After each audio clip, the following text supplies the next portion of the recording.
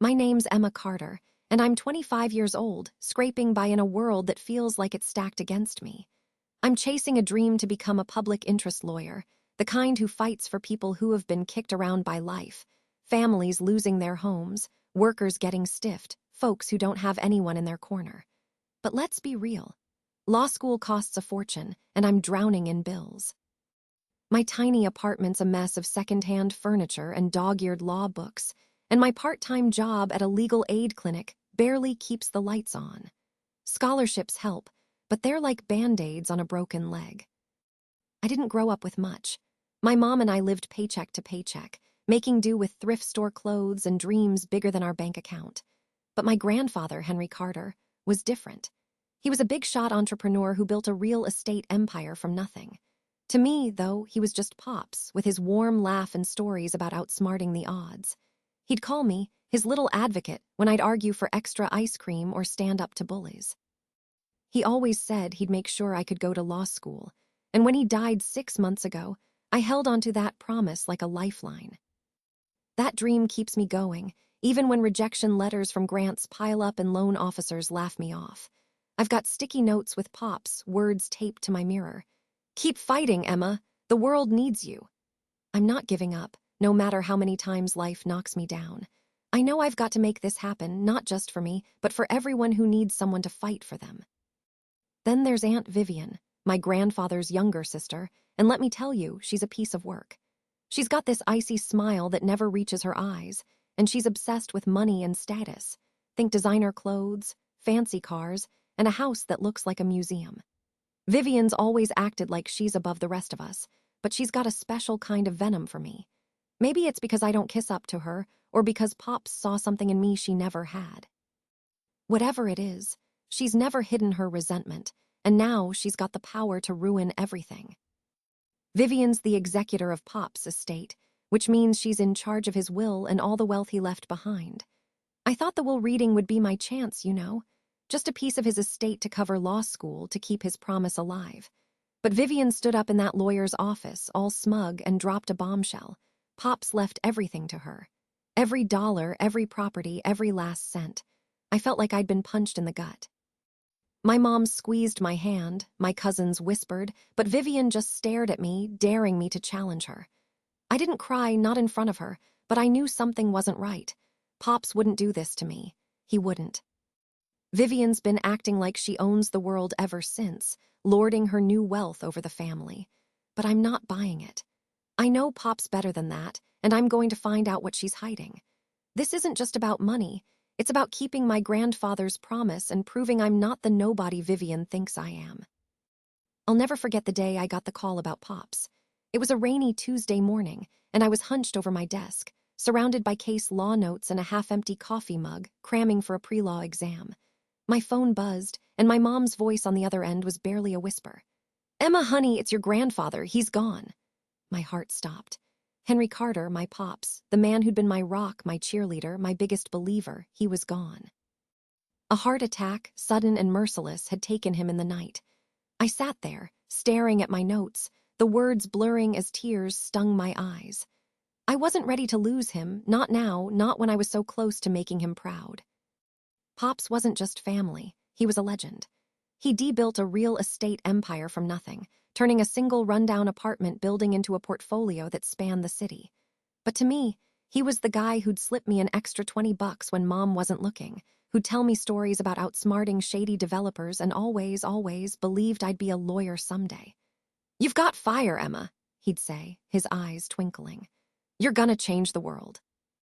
He knew my dream was to become a public interest lawyer, to fight for people who'd been chewed up by the system, tenants facing eviction, workers denied fair pay, families like mine who'd scraped by. Law school was my path, but it was a path paved with dollar signs I didn't have.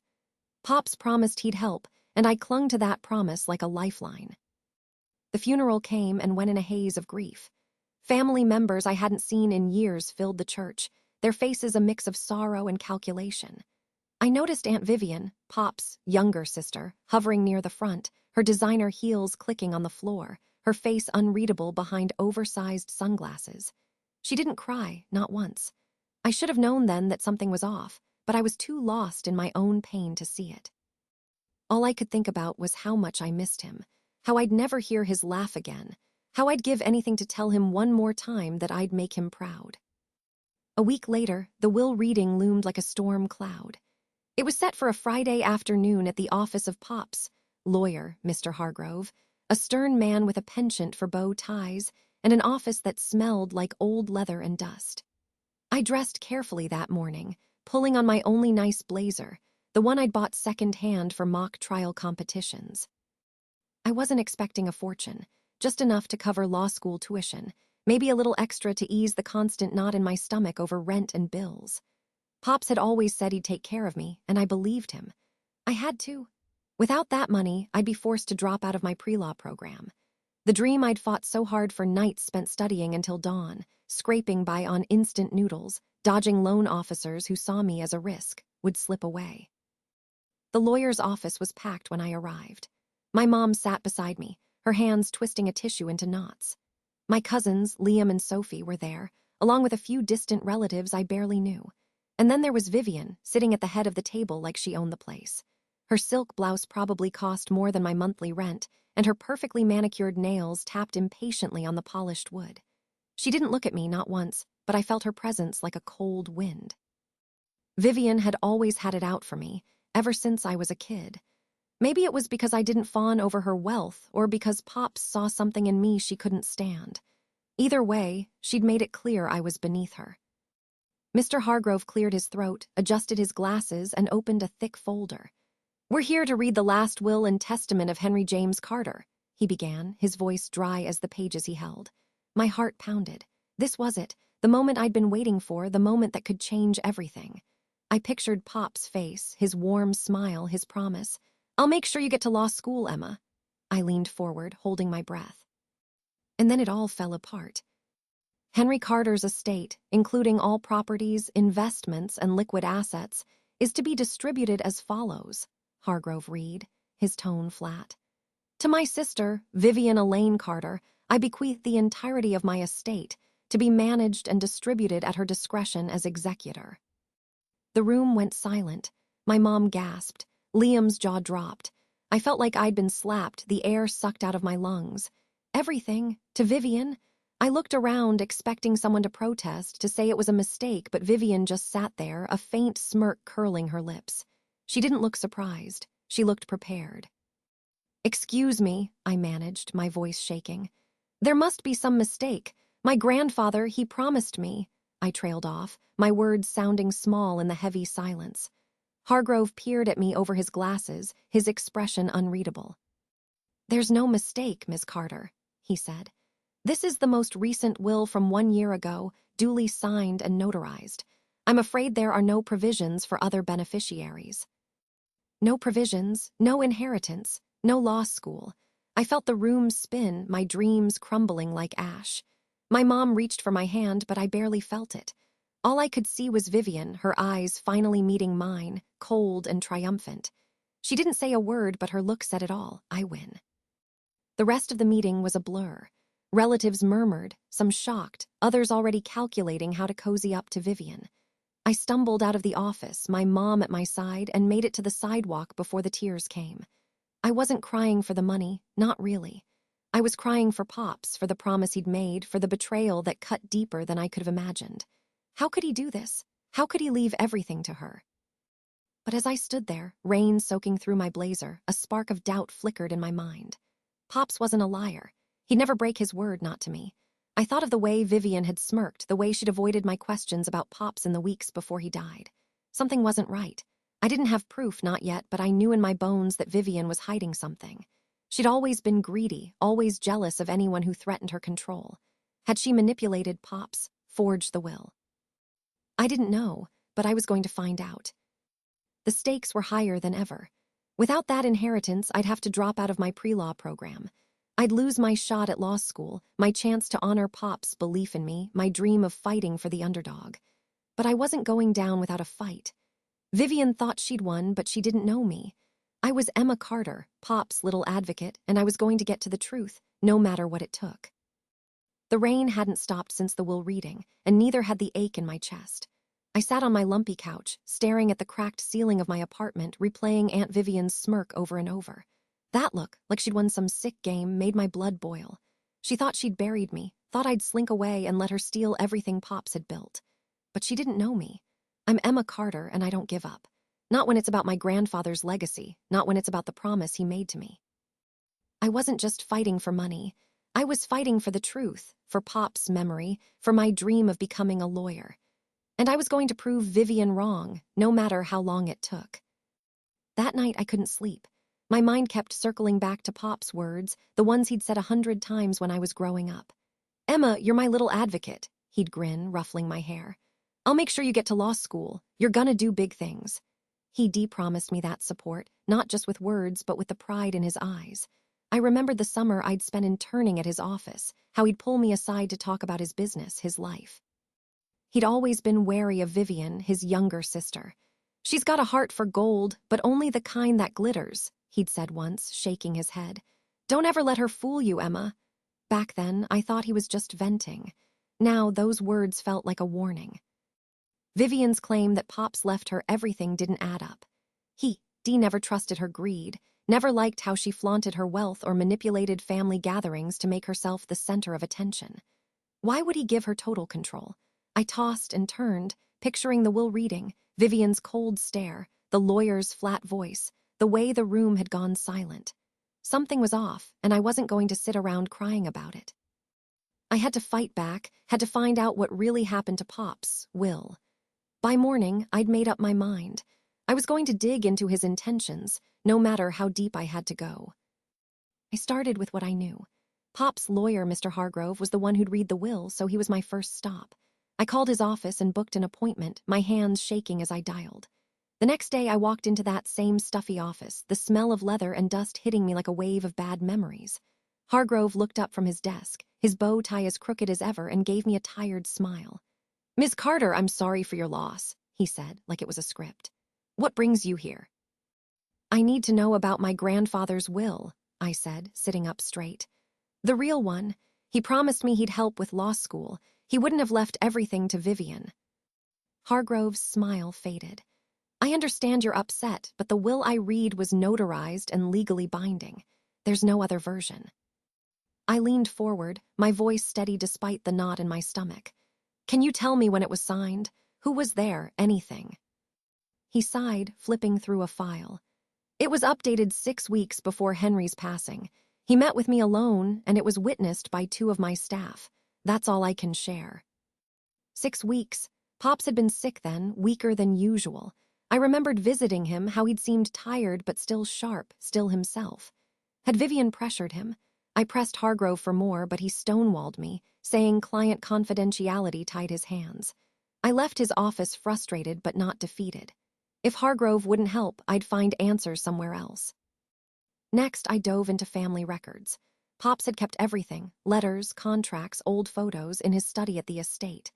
Problem was, Vivian had moved into the house like she was staking a claim, and getting access wasn't going to be easy. I called my cousin Liam, the only one who looked as shocked as I was at the will reading. "Liam, I need your help," I said, pacing my apartment. "I think Vivian's hiding something. Can you get me into Pop's study?" Liam hesitated. "Vivian S. got the place locked down, Emma. But yeah, I'm in. I never bought her story either." We planned to visit the estate under the guise of picking up some of Pop's old books. Liam distracted Vivian with small talk. She loved bragging about her new renovations, while I slipped into the study. The room smelled like Pop's, like cigar smoke and old paper, and for a moment I had to blink back tears. I rifled through his desk, finding nothing but bills and business cards. Then, in a locked drawer I pried open with a paperclip, I found a notebook filled with his handwriting. Most of it was about properties, but one page stopped me cold. "Vivian's getting pushy, wants control of the trust. I need to revise the will, make sure Emma's taken care of." My heart raced. This was proof he'd meant to protect me. But where was the revised will? I snapped photos of the page and slipped out before Vivian could catch me. That note was a spark, and I was ready to set it ablaze. I didn't stop there. I started calling distant relatives, people Vivian wouldn't think to charm or intimidate. Aunt Clara, Pop's cousin in Ohio, answered on the 3rd ring. Emma, I'm so sorry about Henry, she said, her voice warm but shaky. He called me a few months back, said he was worried about Vivian meddling with his estate. He mentioned you, how proud he was of your law school dreams. Did he say anything about his will? I asked, gripping the phone. He said he was working on something new, something fair. But then he got sicker, and well, I never heard more. Every conversation was like a puzzle piece, and the picture was starting to form. Pops had intended to secure my future, but Vivian had gotten in the way. I spent nights combing through old emails, bank statements, anything I could get my hands on. My pre-law classes suffered. My boss at the legal aid clinic gave me a warning about missed shifts, but I couldn't stop. The stakes were too high. Without Pop's inheritance, I'd have to drop out. My dream of fighting for the underdog, of honoring his belief in me, would die. And Vivian would win. I wasn't naive. I knew Vivian was cunning, that she'd covered her tracks, but I also knew Pops. He was meticulous, a man who'd outsmarted competitors his whole life. If he'd planned to revise his will, he'd have left a trail, something Vivian couldn't erase. I just had to find it. So I kept digging, fueled by coffee and a fire I hadn't felt since the will reading. Vivian thought she'd crushed me, but she'd only made me stronger. I was going to uncover the truth, and when I did, I'd make sure everyone saw her for what she really was. I was running on fumes, 3 hours of sleep, too much coffee, and a fire in my gut that wouldn't quit. Every day since the will reading felt like a battle, but I wasn't backing down. Aunt Vivian thought she'd won, thought she could erase Pop's promise to me with one smug lie. But I knew he'd never leave everything to her. He promised to help me get to law school, to make sure I could fight for the underdog. And I was going to prove it, even if it meant tearing through every secret she'd buried. My breakthrough came late one night, when I was sorting through a box of old family keepsakes Mom had stashed in her attic. It was mostly junk, faded photos, birthday cards, a couple of Pop's old ties that still smelled faintly of his cologne. But at the bottom, tucked inside a yellowed envelope, I found a letter. The handwriting was unmistakably his, bold and looping, dated just 4 months before he died. My hands shook as I unfolded it. "Dear Emma," it began, "I'm not one for sentiment, but I need you to know I'm proud of you. Your heart, your fight, it's what this world needs. I've made arrangements to ensure you get to law school. The will's been revised and you're taken care of. Don't let anyone tell you different. Love, Pops." I read it again, then a third time, my pulse hammering. A revised will. He'd done it. He'd made sure I'd be okay. But where was it? Why had Mr. Hargrove read out a version that gave everything to Vivian? I clutched the letter to my chest, tears prickling my eyes. This was the spark I'd been searching for, proof that Pops hadn't betrayed me. But it was also a dangerous clue. If Vivian knew this letter existed, she'd do anything to make it disappear. And that's when I hit the first wall. Vivian had already covered her tracks like a pro. I'd gone back to Pop's estate a few days earlier, hoping to dig through his study for more evidence, but the place was a ghost of what it used to be. His desk, once overflowing with papers, was nearly empty. File cabinets had been cleared out, shelves stripped of his journals and ledgers. I'd asked Vivian about it, playing dumb, saying I wanted some of Pop's old business books for a school project. She smiled that icy smile of hers and said, "Oh, Emma, I've tidied up. Henry's things were such a mess. Most of it was outdated, so I had it shredded. You understand." Shredded? The word hit me like a punch. Had she destroyed the revised will? My stomach churned, but I kept my face neutral, nodding like I bought her story. Inside, I was screaming. She was too thorough, too deliberate. I tried calling Mr. Hargrove again, hoping he'd slip up and reveal something about a second will. "Miss Carter," he said, his voice clipped. "I've told you the will I read is the only one on record. Please let this go." His tone was final, but I caught a flicker of unease in it. Was he hiding something, or was he just tired of me? I wasn't giving up, but every step felt like wading through quicksand. Then came the locked safe. I'd noticed it during my last visit to the estate, hidden behind a sliding panel in Pop's study. It was small, steel, with a combination lock, tucked away like he'd meant to keep it secret. My heart leapt when I saw it. Pops was meticulous. If he'd revised his will, he might have stashed a copy there. But getting to it was another story. Vivian had tightened her grip on the estate like a fortress. She changed the locks, installed a security system, and made it clear that family visits needed her approval. I'd tried sweet-talking my way in, saying I wanted to reminisce, but she shut me down. "The house is undergoing renovations, Emma," she'd purred over the phone. It's not a good time. I could feel the walls closing in. My pre-law classes were slipping. I'd bombed a quiz because I'd spent the night chasing leads instead of studying. My boss at the legal aid clinic was losing patience with my tardiness, and my bank account was a joke. If I didn't find that will soon, I'd have to drop out, and Vivian would get everything she wanted. The suspense was eating me alive. Every creak in my apartment made me jump, half expecting Vivian to send someone to scare me off. I knew I was poking a bear, but I couldn't stop. Not now, not when I was this close. That's when I realized I couldn't do this alone. I needed an ally, someone who saw through Vivian's act. My cousin Liam was the obvious choice. He was 27, a laid-back graphic designer who'd always been close to Pops. At the will reading, he'd looked as gut-punched as I felt, his usual easy grin replaced by a scowl. I called him up, my voice low, like I was planning a heist. "Liam, I need you to hear me out. I think Vivian's lying about the will." I found a letter from Pops. He said he revised it to include me, but she's locked down the estate, and I can't get to his safe. There was a long pause, and I held my breath. Then Liam sighed. I knew something was fishy. Vivian's been acting like she won the lottery, but Pops never trusted her with money. What do you need me to do? I could have hugged him through the phone. Help me get into the estate. There's a safe in his study. I think the will's in there. But Vivian's got the place on lockdown. Liam agreed, and we hatched a plan.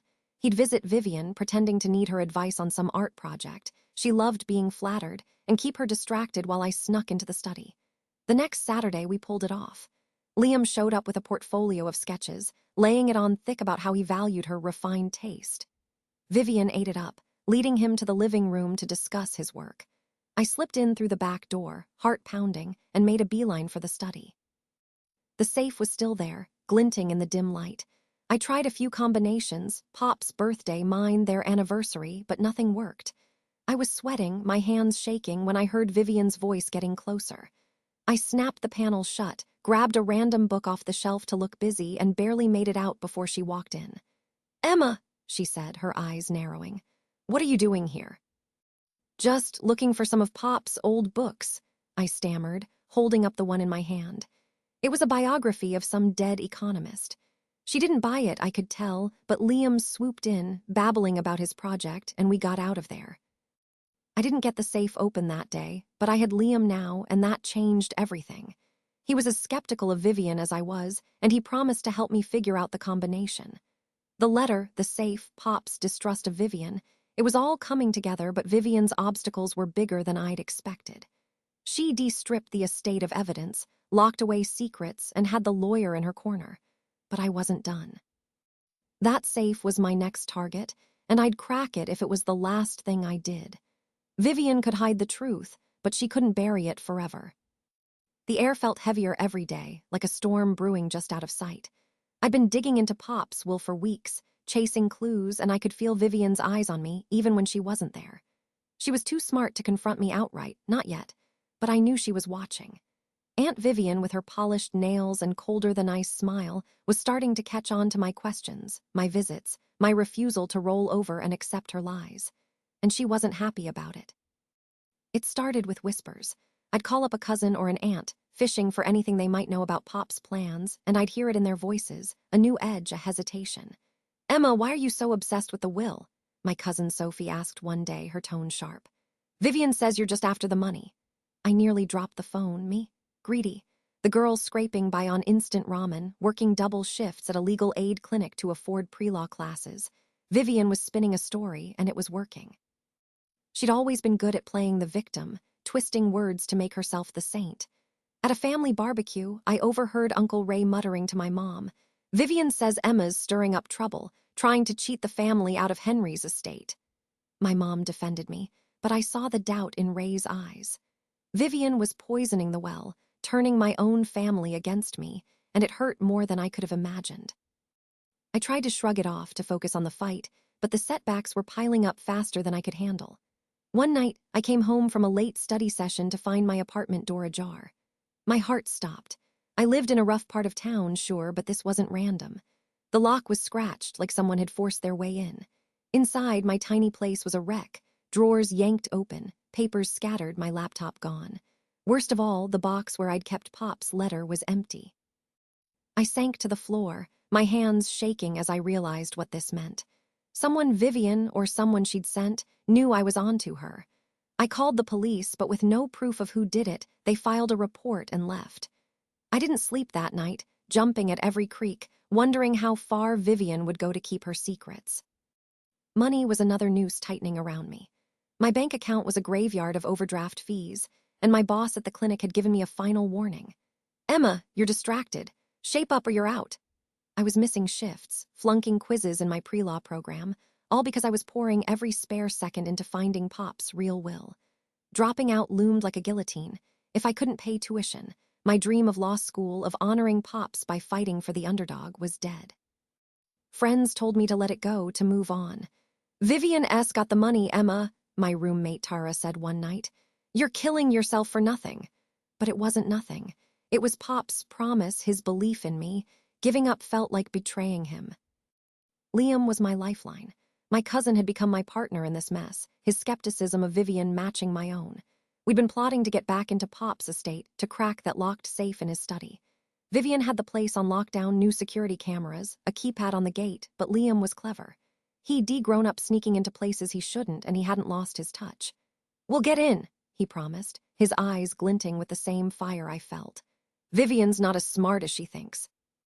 We waited for a night when Vivian was out, attending one of her fancy charity galas. Liam had overheard her bragging about it to a neighbor, so we seized the chance. Under cover of darkness, we drove to the estate, my heart pounding so hard I thought it had burst. Liam disabled the gate's keypad with a trick he'd learned online, something about shorting the wires, and we slipped inside. The house was eerie, all shadows and silence, Pop's absence like a weight in every room. We crept to the study, my flashlight shaking in my hand. The safe was still there, behind the sliding panel, its steel face mocking us. I'd tried every combination I could think of last time, Pop's birthday, mine, his wedding anniversary, but nothing had worked. Liam pulled out a notebook. "Pops loved codes," he said. "He used to leave me riddles as a kid. What's something only he'd know?" We brainstormed, my mind racing through memories. Then it hit me. The day Pops called me his little advocate for the first time, when I was 7, standing up to a bully at a family picnic. It was June 14, 2007. I punched in 61,407. The safe clicked open. I almost sobbed right there. Inside was a single folder labeled "Final Will Revised." My hands trembled as I opened it, Liam peering over my shoulder. The document was clear, notarized, dated just months before Pops died. It split the estate evenly among the family: Mom, me, Liam, Sophie, even Uncle Ray. And there, in black and white, was my lifeline. "To my granddaughter, Emma Carter, I bequeath $150,000 to fund her legal education, to be used for tuition and living expenses." I clutched the will to my chest, tears streaming down my face. Pops hadn't forgotten me. He'd kept his promise. But the victory was bittersweet. Vivian was still out there, spreading lies, tightening her grip. The break-in, the family's doubts, the financial strain, it all screamed her influence. Holding the will felt like holding a grenade. It was proof, yes, but it also made me a target. Vivian wouldn't let this go quietly, and I knew the fight was far from over. Liam put a hand on my shoulder. "We've got her now," he said, his voice steady. "But we need to be smart." I nodded, wiping my eyes. The revised will was my weapon, but Vivian was a snake, and snakes don't die easy. I'd have to move fast, plan carefully, and face her on her own turf. The tension was unbearable, but for the first time in weeks, I felt a spark of hope. I had the truth in my hands, and I wasn't letting go. The revised will was burning a hole in my backpack, a secret so heavy I could barely breathe. Every time I looked at it, Pop's handwriting, his signature, the promise of $150,000 for my law school tuition, I felt a mix of relief and dread. I'd found the truth, but exposing it meant facing Aunt Vivian head-on, and that woman was a viper. I couldn't just wave the document in her face and expect her to back down. She'd lie, manipulate, maybe even destroy the will if she got her hands on it. I needed a plan, one that would strip away her mask in front of everyone who mattered. And there was only one place to do it: the annual Carter family gathering. The gathering was a tradition Pops had started decades ago. a big dinner at the estate where every relative, close or distant, showed up to eat, laugh, and pretend we all got along. It was happening in 2 weeks, and Vivian, now lording over Pop's house like it was her personal kingdom, had already sent out her smug invitations. The thought of confronting her there, in front of Mom, Liam, Sophie, Uncle Ray, and all the aunts and cousins she'd been poisoning against me, made my stomach churn. But it was perfect. She'd be surrounded, unable to slither away. If I played this right, I could expose her lies and honor Pop's wishes in one fell swoop. If I messed it up, I didn't want to think about that. I wasn't doing this alone, thank God. Liam was all in, his easygoing vibe replaced by a fierce loyalty I hadn't seen since we were kids pulling pranks on Vivian at these very gatherings. We met at a dingy coffee shop halfway across town, away from prying eyes, to hash out our strategy. I slid the will across the table, my hands still shaking from the weight of it. "This is it, Liam," I said, keeping my voice low. "But Vivian's gonna say it's fake. We need someone who can back us up, someone the family trusts." Liam nodded, his jaw tight. "What about Ellen?" he suggested. Ellen was a family friend, a notary public who'd known Pops for years. She'd notarized some of his business deals back in the day and had always been straight up, no nonsense. Pops trusted her, and so did most of the family. If anyone could verify the will's authenticity on the spot, it was her. "Perfect," I said, a flicker of hope cutting through my nerves. I called Ellen that night, my heart pounding as I explained everything, the letter, the safe, Vivian's lies. I half expected her to brush me off, but her voice was firm. "Henry was a good man, Emma. If he wrote that will, I'll make sure it's honored. Bring it to me and I'll check it over." We arranged to meet the next day, and when she saw the document, her eyes widened. "This looks like Henry's hand, all right," she said, tracing the signature. "The notarization's legit, too. I'll be at the gathering. You just give me the signal and I'll back you up." With Liam and Ellen on my side, the plan started taking shape. Step 1, keep the will hidden until the moment was right. I wasn't risking another break-in like the one at my apartment. I scanned the document, saved it to a password-protected drive, and stashed the original in a safe deposit box at my bank. Step 2, get through Vivian's security at the estate. She'd turned the place into Fort Knox, cameras, keypads, the works, but Liam was confident he could handle it. "I'll charm her," he said with a grin. "She loves thinking she's the queen bee. I'll keep her distracted while you set the stage." Step 3, the confrontation. I'd wait until dinner when everyone was seated, and then I'd stand up, reveal the will, and call Ellen forward to confirm it. Liam would watch the crowd, make sure no one, especially Vivian, tried to derail things. It sounded solid, but the emotional stakes were crushing me. Every night I lay awake, my mind racing with what-ifs. What if Vivian had another trick up her sleeve? What if the family didn't believe me, even with the will? What if I choked, froze, let Pops down? The fear of failure was like a vice around my chest. I'd been fighting so hard, missing classes, dodging eviction notices, losing sleep, and if this didn't work, I'd lose everything. No law school, no way to honor Pop's belief in me, no justice for his memory. Vivian would win, and I'd be left with nothing but regret. But then I'd think of Pops, his laugh, his stories, the way he'd called me his little advocate. I'd picture him in his study, writing that will, making sure I'd have a shot at my dream. He trusted me to fight, to stand up for what was right, and that trust was stronger than my fear. I wasn't just doing this for me. I was doing it for him, for the family he'd wanted to protect, for the justice Vivian had stolen. That fire kept me going, even when I wanted to curl up and give in. The morning of the gathering, I stood in front of my mirror, practicing what I'd say. My hands were clammy, my voice shaky, but I forced myself to keep going. "Vivian lied to us," I said to my reflection. "Pops wanted us to share his legacy, not let one person hoard it. Here's the proof." I held up a copy of the will, imagining the family's faces, Vivian's shock. I wasn't ready, not really, but I didn't have to be. I just had to show up, trust Liam and Ellen, and let Pop's truth do the rest. Liam texted me that afternoon. "Ready to take down the dragon." I smiled despite myself, texting back, "Let's burn her lies to the ground." Ellen called to confirm she'd be there, her notary stamp in hand. The pieces were in place, but my heart was still a mess, half terror, half resolve. I slipped Pop's old pocket watch into my jacket, the one he'd given me when I graduated high school. It ticked softly, like his voice whispering, "Keep fighting, Emma." I was scared, but I was driven. This was my chance to make things right, and I wasn't backing down. The Carter family estate loomed before me, its stone facade glowing under the soft light of dusk, but the warmth it once held was gone. Pop's house, where I'd spent summers eating ice cream on the porch and listening to his stories, now felt like a battlefield. Tonight was the annual family gathering, and every nerve in my body screamed as I stepped through the grand oak doors. The air inside was thick with tension, the kind that hums before a storm breaks. Relatives milled about in the dining hall, their laughter forced, their glances darting. Crystal chandeliers sparkled above a long mahogany table set with fine china, but the elegance couldn't mask the unease. Vivian had taken over this place, and I was here to take it back. I smoothed my borrowed dress, Mom's old navy one, the only thing I owned that didn't scream thrift store, and clutched my bag where a copy of Pop's revised will was hidden. Liam caught my eye from across the room, giving me a subtle nod. He was playing his part, chatting up Aunt Sophie to keep her distracted. Ellen, our notary ally, stood near the fireplace, her face calm but her posture alert. The plan was set. Wait until Vivian's toast, when every eye would be on her, then strike.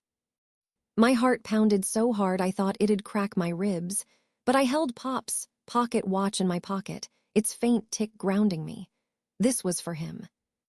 Vivian swept into the room like she owned the world, her crimson gown trailing, diamonds glinting at her throat. She'd always known how to command a crowd, and tonight was no exception. "Family," she called, her voice honeyed but sharp, raising a glass of champagne. "Thank you for joining me to honor Henry's memory. As his executor, I'm committed to preserving his legacy." Her eyes flicked to me, a warning disguised as a smile.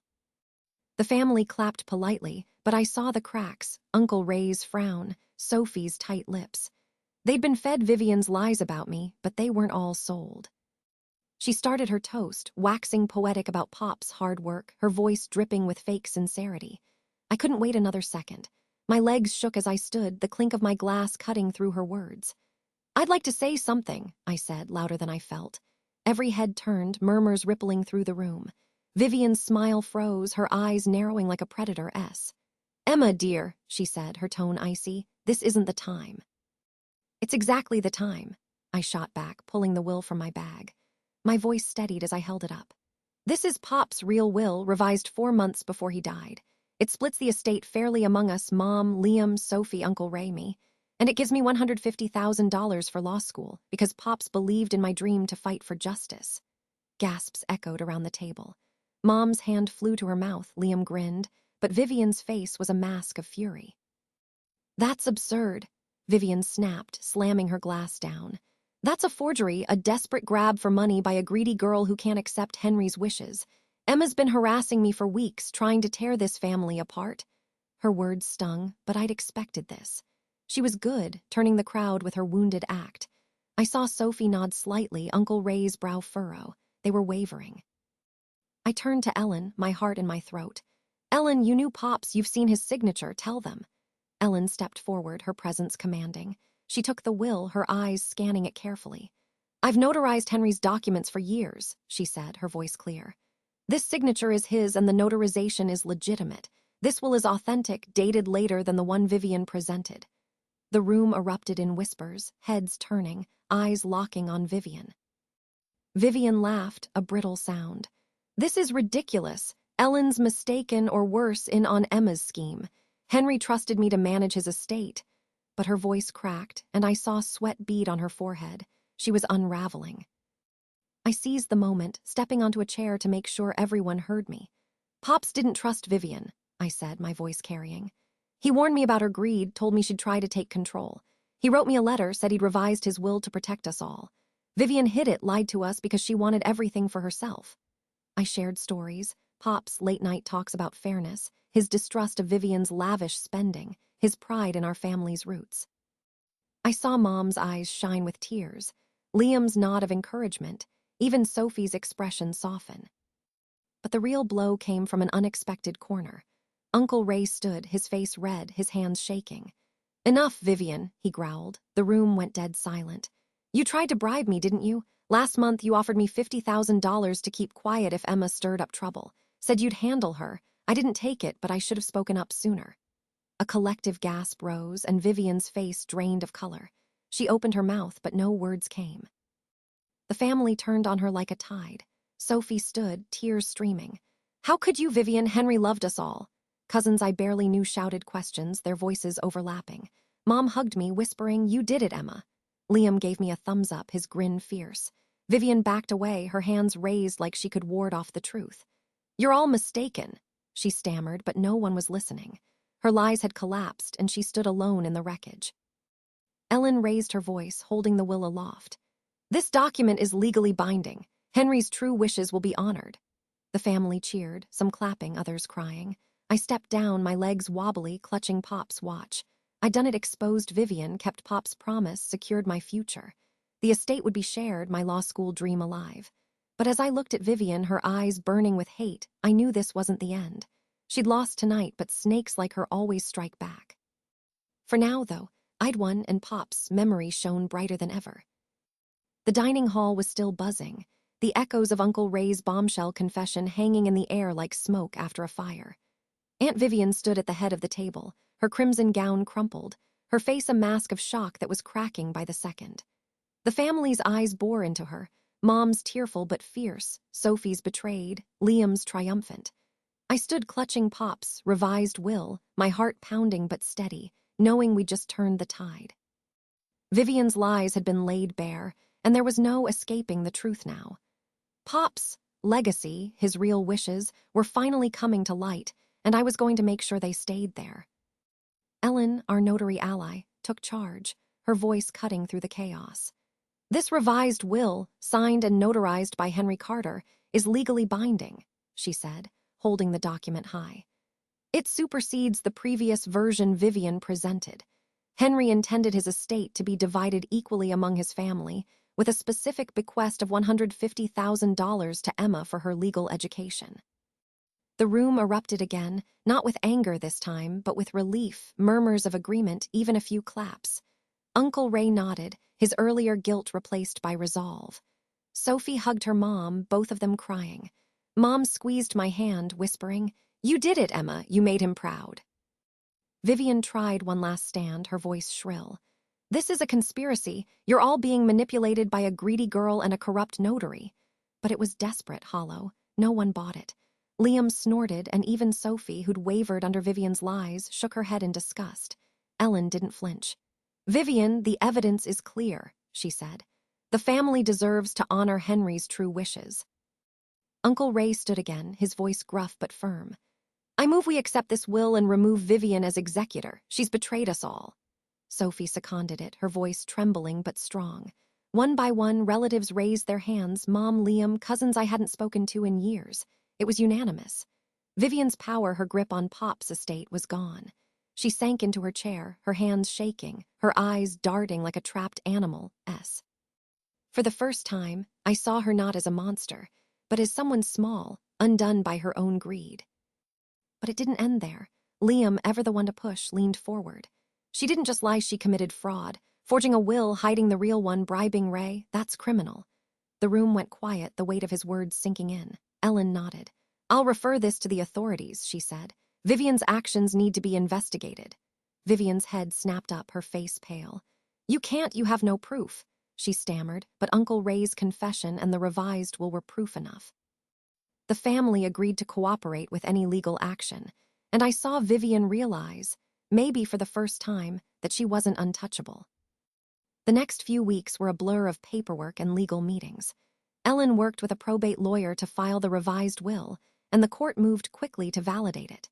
Vivian was formally stripped of her executor role, replaced by a neutral trustee. The police opened an investigation into her actions, fraud, forgery, even the break-in at my apartment, which I suspected she'd orchestrated. She lawyered up, of course, but the evidence was stacking against her. Uncle Ray's testimony, the notarized will, even whispers from her own staff about shredded documents painted a damning picture. I didn't know if she'd see jail time, but her reputation was ruined, her control over the family shattered. She'd hoarded Pop's legacy, but it had slipped through her fingers.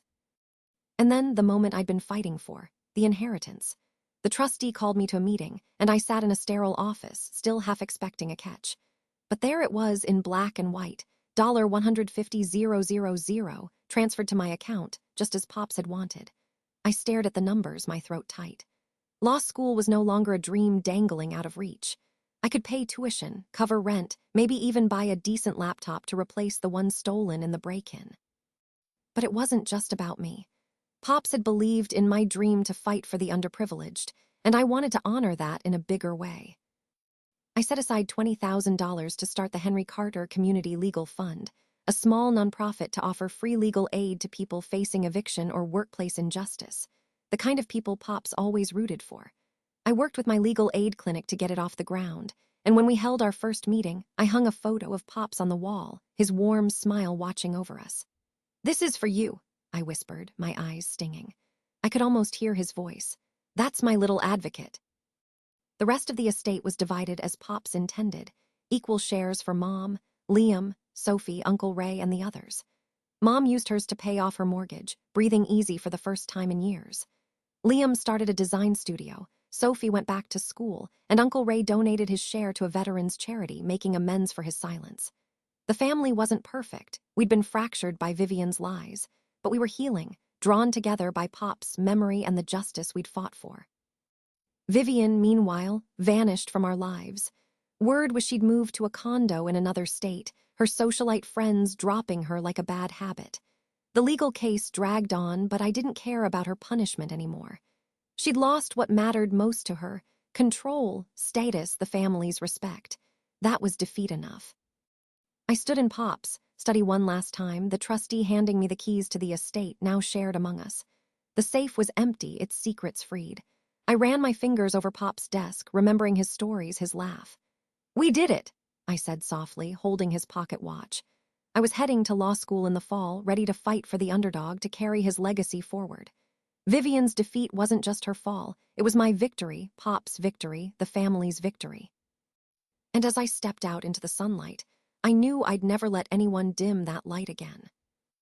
I stood outside the law school admissions office, clutching an acceptance letter that felt like a lifeline. The words, "Welcome to the class of 2028, stared back at me, proof that my dream, Pop's dream for me, was finally within reach. After months of fighting, scraping, and staring down Aunt Vivian's lies, I'd done it. The $150,000 from Pop's revised will had cleared my path. Tuition paid, a small apartment near campus secured, even a new laptop to replace the one stolen in that break-in. I wasn't just surviving anymore, I was building a future. As I walked away, the September sun warm on my face, I could almost hear Pop's voice, that familiar twinkle in it. "That's my little advocate." Enrolling in law school was more than a checkbox. It was a rebirth. I dove into orientation week, my heart racing as I met classmates, professors, and mentors who shared my passion for public interest law.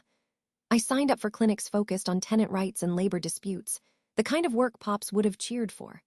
My first day in contracts class, I sat in the lecture hall, my pen flying across my notebook, and felt a surge of purpose. This was where I belonged, fighting for the underdog, just like Pops had always believed I could. The Henry Carter Community Legal Fund, the nonprofit I'd started with part of my inheritance, was already taking shape, too. We'd secured our first clients, families facing eviction, and every win, no matter how small, felt like a tribute to him. But the victory wasn't just about me. Vivian's lies had fractured our family, sowing doubt and division, and I wasn't about to let her shadow linger. I started reaching out to relatives who'd wavered, the ones who'd bought her story that I was greedy, out to tear us apart. It wasn't easy. At first, conversations were awkward, silences heavy with guilt. Sophie, my cousin who'd once snapped at me over the phone, invited me for coffee. "I'm sorry, Emma," she said, her eyes downcast. "Vivian made it sound like you were. I should have trusted you." I hugged her, feeling the weight lift. "We're family," I told her. "We start over from here." Uncle Ray was tougher. He'd kept quiet about Vivian's bribe too long, and his shame was a wall between us. I showed up at his house one Sunday, unannounced, with a box of his favorite donuts. "I don't want an apology," I said, cutting through his stammered excuses. "I want you at the next family dinner telling your bad jokes like you used to." He laughed, a real one, and by the end of the visit we were swapping stories about Pops. One by one, I rebuilt those bonds: Mom, Liam, aunts, cousins. We weren't perfect, but we were stronger, united by the truth and Pop's memory. The estate, now shared as he'd intended, gave everyone a fresh start. Mom's mortgage paid, Liam's design studio thriving, Sophie back in school. We were a family again, and that felt like a bigger win than any dollar amount. The closing moment came on a quiet Saturday morning, when I drove to the estate one last time before it was sold. The proceeds split among us. The house was emptier now, Vivian's gaudy renovations stripped away, but Pop's spirit lingered in every creak of the floorboards. I walked into his study, the room where I'd found the safe where this whole fight had turned. His portrait hung above the fireplace, a gift from Liam capturing Pop's warm smile, his eyes crinkling with pride. I stood there, my law school ID badge clipped to my jacket, and felt a wave of gratitude so strong it nearly knocked me over. "I did it, Pops," I said, my voice steady but thick. "I'm in law school. I'm fighting for the people you always rooted for." I touched the frame, tracing his face. "I'm going to use this education to make a difference, to fight for justice, just like you wanted. Your legacy's safe with me." The room was silent, but I swore I felt him there, his laughter echoing in my heart. I pulled out his pocket watch, the one I'd carried through every battle, and let it tick against my palm. I wasn't the scared girl who'd walked into that will reading anymore. I was Emma Carter, law student, advocate, Pop's granddaughter. Confident, not because I'd won, but because I'd fought for him, for my family, for the truth. As I stepped outside, the autumn leaves swirling around me, I made a vow. I'd carry Pop's belief in me into every courtroom, every case, every life I touched. Vivian had tried to steal his legacy, but she'd only made it stronger. I glanced back at the house, at his portrait through the window, and smiled. "This is just the beginning," I whispered. And then I drove toward my future, ready to fulfill his legacy, one fight at a time.